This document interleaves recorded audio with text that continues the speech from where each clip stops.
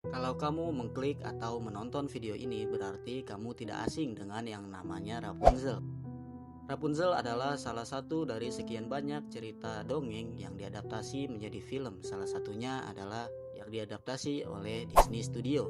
Versi Disney mengambil inti rambut panjang dan menara, serta mengubahnya menjadi petualangan mencari identitas dengan protagonis yang aktif dan penuh inisiatif. Namun tentu saja Disney sudah mengubah beberapa jalan ceritanya.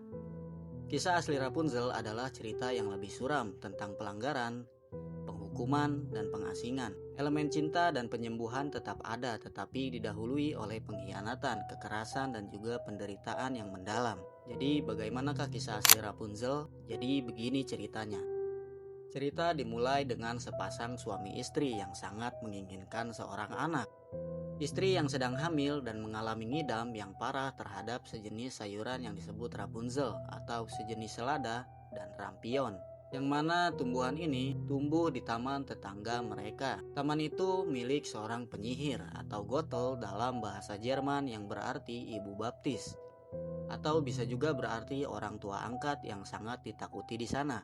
Karena khawatir pada kondisi istrinya, suaminya mencuri sayuran itu beberapa kali. Suatu malam, dia tertangkap basah oleh sang penyihir ketika sedang mencuri rampion. Sang penyihir tidak langsung menghukum sang suami. Sang penyihir memberikan tawaran yang mengerikan. Sang suami itu boleh mengambil semua Rapunzel yang dia mau, tetapi sebagai gantinya, bayi yang akan dilahirkan istrinya harus diserahkan kepadanya. Suaminya yang sudah tertangkap basah dan ketakutan terpaksa menyetujui persyaratan dari si penyihir. Beberapa bulan berlalu, saat bayi perempuan itu lahir, sang penyihir mengambilnya dan menamainya Rapunzel. Saat Rapunzel berusia 12 tahun, yaitu usia yang sangat muda, sang penyihir mengurungnya di sebuah menara yang sangat tinggi tanpa pintu atau tangga. Hanya ada satu jendela kecil di puncaknya. Satu-satunya cara untuk masuk adalah dengan memanggil Rapunzel. Rapunzel, turunkan rambutmu yang panjang, begitu kata penyihir.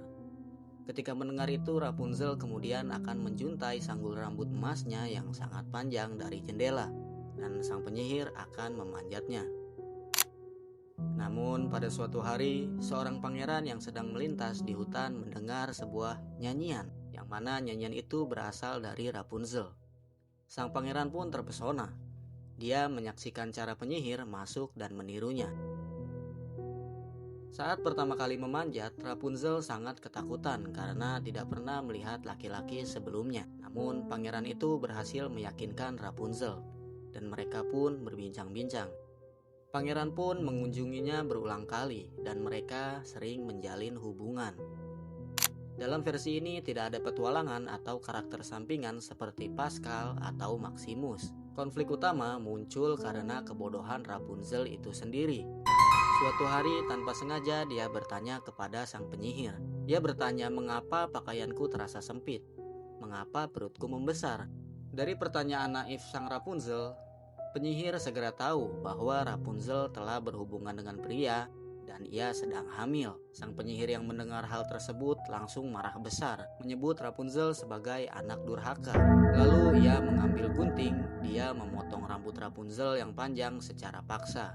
Sebagai hukuman, si penyihir mengusir Rapunzel sedang hamil ke sebuah padang gurun yang tandus dan terpencil untuk hidup dalam kesengsaraan. Malam itu sang penyihir menunggu pangeran. Dia mengaitkan rambut Rapunzel yang terpotong di jendela. Saat pangeran memanjat dan mencapai puncak, dia bukan menemui Rapunzel, melainkan sang penyihir yang menatapnya dengan penuh kebencian. Ketika sampai di atas, penyihir itu berkata, "Burung kesayanganmu sudah tidak ada lagi.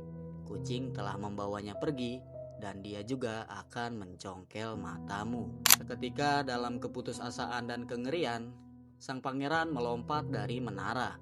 Dia tidak mati, tetapi duri-duri semak di bawah menara melukai dan mencongkel kedua matanya, yang mana itu spontan membuatnya buta. Sang pangeran kemudian mengembara di hutan dalam penderitaan, hanya memakan akar-akaran setiap harinya. Singkat cerita, bertahun-tahun berlalu. Rapunzel yang melahirkan anak kembar, yaitu seorang laki-laki dan perempuan, hidup sendirian dan miskin di padang gurun. Sang pangeran yang buta akhirnya secara kebetulan tersesat ke tempat yang sama. Ia tidak sengaja mendengar suara Rapunzel sedang bernyanyi. Pangeran pun mengenalinya. Mereka bersatu kembali. Saat Rapunzel memeluknya dan menangis, air mata Rapunzel yang jatuh ke mata sang pangeran secara ajaib menyembuhkan kebutaannya. Sang pangeran kemudian membawa Rapunzel dan kedua anak mereka kembali ke kerajaannya, di mana mereka hidup bahagia selamanya. Namun, nasib sang penyihir tidak disebutkan lagi di dalam dongeng ini. Ada beberapa perbedaan kunci dengan versi adaptasi Disney. Yang pertama, penyihir tidak ingin awet muda. Motifnya lebih tentang kepemilikan, kendali, dan dendam atas pencurian.